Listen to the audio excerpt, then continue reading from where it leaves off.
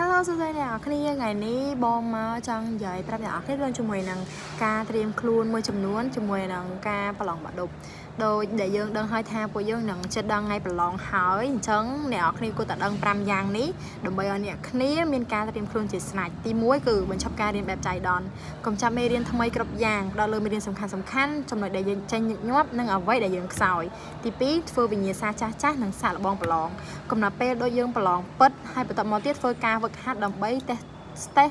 ស្ទង់ពីសមត្ថភាពរបស់យើងនិងស្គាល់ពីទម្រង់សំណួរ3រៀបចំសម្ភារៈខ្លីៗដូចជារូបមន្តគន្លឹះនិងចំណុចសំខាន់ដែលយើងអាចរំលឹកបានដើម្បីចាំទម្រង់សំណួរ4ថែរក្សារាងកាយកុំដាក់សម្ពាធលើខ្លួនឯងពេកកុំចូលគេងយប់ជ្រៅពេកកុំរៀនដល់ភ្លឺពេកដោយសារអីសុខភាពយើងក៏សំខាន់ដែរ5រៀបចំផែនការរៀនរាល់ថ្ងៃម្លងពេលដែលយើងត្រៀមខ្លួនគឺយើងធ្វើការរៀនបានច្រើនហើយអញ្ចឹងយើងធ្វើការកំណត់កាលវិភាគកំណត់ធ្វើយ៉ាងណាឲ្យយើងមានភាពស្មើគ្នាទាំងការគេងទាំងការញ៉ាំទាំងការរៀនទាំងការ review ទាំងការធ្វើប្រឡងធ្វើអីហ្នឹងដើម្បីឲ្យវាមានភាពស្មើគ្នាដើម្បីធ្វើឲ្យយើងរលូនទាំងសុខភាពរលូនទាំងមេរៀននិងធ្វើឲ្យសុខភាពយើងអត់មានជាបញ្ហានៅពេលដែលយើងថ្ងៃប្រឡងអញ្ចឹងរងចាំវីដេអូក្រោយសម្រាប់ចំណេះដឹងថ្មីទៀតបាយ